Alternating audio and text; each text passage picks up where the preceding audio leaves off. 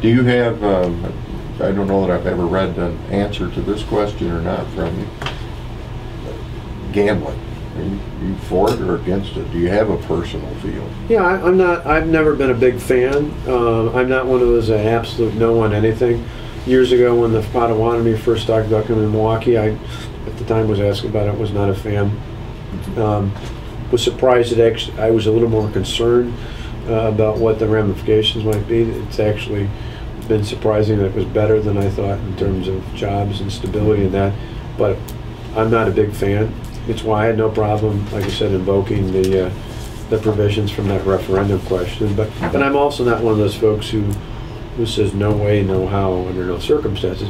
What I just tried to do was set up, again, people can agree with it or disagree with it, but why I did it at that first meeting. And then when I went to the, probably a good year or so ago, when I was at the Kenosha paper editorial board, as you can imagine, spent about 3/4 of an hour chewing me out on that, saying, well, doesn't this, de facto become a veto? And I walked through why I said the criteria. A week later was at the Milwaukee Journal Sentinel. They kind of beat me up over that.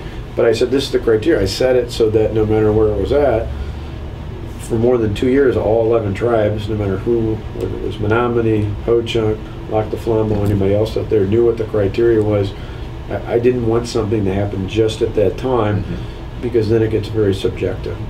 When the casino proposal first surfaced here, which is well over a decade, probably 13, 14 years ago, it was the Bad River and the St. Croix bands at that time, and at due diligence we sent journalists to Oneida, to Ho-Chunk areas, to the Bad River areas, 3 or 4 different sites, St. Croix, and talked to sheriffs and police chiefs, chambers of commerce, and walked into businesses on the sidewalk, and we could hardly find anybody to say anything bad about it. Everybody said they're good neighbors, they're involved in philanthropy, and they keep their word.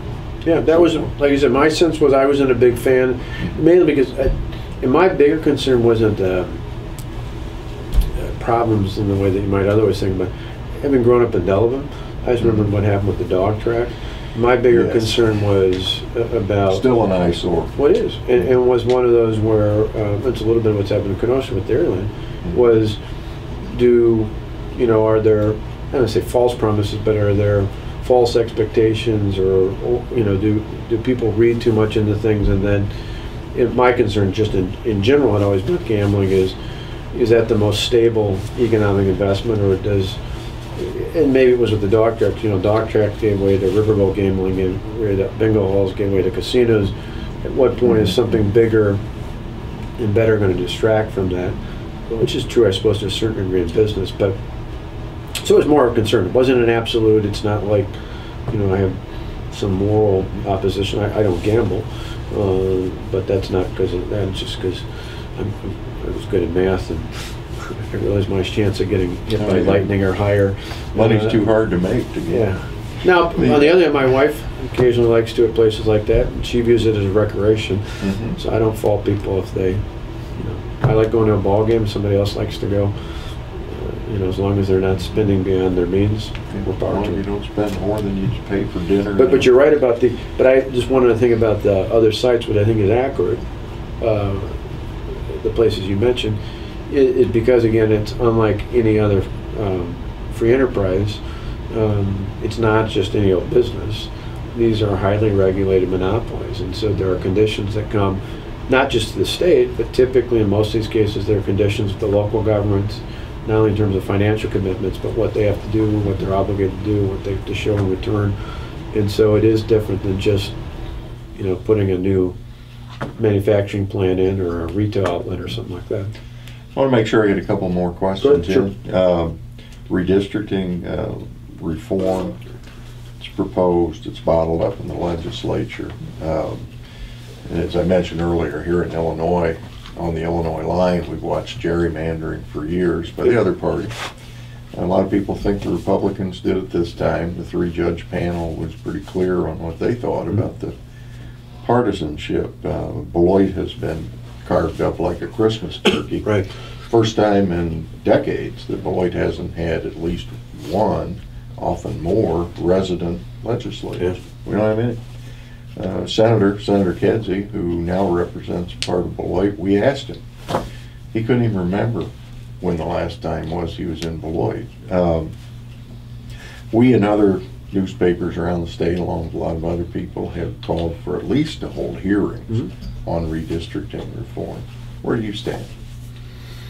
To me, I'm open. I think it was earlier this year or late last year, the State Journal had asked me, Scott Milford and the other guys there asked me about it. And I said, I'm open to some sort of a change. I don't know the perfect solution, and I'll tell you, being open to it, got involved in it, not because I'm against it, because I was saying I'm not, some sort of reform, but because to me, the things I've focused in have been worker training. Actually, early on in the budget, I laid out the areas I wanted to focus in on: economic development, worker training, reforming education, transforming government, investing in our infrastructure. I tried to keep the legislature early this year focused on that. Going into the fall, I laid out our worker training initiatives and some of our education reform things. So it's not that I have any opposition to... Do you think the results of the redistricting were fair? Well, as it has been historically, the governor doesn't, I don't get directly involved in that. I think anytime you do redistricting, the last time when I was in the legislature, the courts ended up doing it. To me, the criteria should be... Isn't that because whichever party's in charge tries to... Actually, the last two times before that was because you had split parties. Sure. So you couldn't, there was no plan that ever could get agreed on, so they just did it. Yeah. But you're absolutely right. But there is, even with that, though, there's no perfect system. I mean, I remember looking at this even a decade ago when I was in the legislature, and it wasn't even just party differences. You have extreme differences amongst the 132 in terms of who thinks what should be where and how. And my uncle lives over there, my cousin lives over there, and I want this little area, or I like the people that live there. And so there's always problems with that. So yeah, some seemingly objective system. To me, however you set it, I always thought the criteria the courts used the last time, community of interest, things like that. So you're trying to not split up. You mentioned with Beloit, trying to not split up communities. Although sometimes the reality is, depending on you're on a state line, you're next to the lake, you're next to the river. Sometimes there are challenges in doing that, just in terms of where population shifts are at. Communities of interest, maximizing underrepresented populations. So historically, the courts have looked at, where are minority voters at, things like that should be accounted for. Well, the closer we get to the 2020 census, the harder it's going to be. Oh, I totally agree. To get to reform. So if it's going to happen, it's going to happen next soon. Couple years. Are you suggesting that you are remaining neutral? Are you for or against reform? Well, I've said I'm for reform. I don't know what the right option is, though. I mean, I've seen... So if you picked up the phone and called Speaker Voss and Majority Leader Fitzgerald and said, let's have a hearing, you don't think they would? Yeah, I suppose they probably could. But I said, if I'm using my political clout on things, I'd rather have them... I mean, I used a fair amount of it up saying, get a hearing, I'm going to introduce a bill, get a hearing up and pass a $100 million tax cut. Or if I'm saying I've got a bill that we've got jacketed that we should have introduced soon about changing and allowing computer science to be counted as part of a math and science requirement, because companies like Microsoft and others say instead of recruiting people in from overseas, they'd like to have more homegrown talent. But one of their biggest challenges is not enough kids start out with computer science interest. I mean, to me, in all those things, yeah, I can ask for anything. But if I've got I don't have a limitless capacity in terms of political capital, and I try to use it in areas where I think it has the biggest impact. Do I say I'm against it? No. Do I think it would be good if they did it? Sure. Okay. But I'm just saying I'm not going to lead the cause in that, just because I think people didn't elect me to do that. They elect me for two reasons: to fix the economic and the fiscal crisis in the state.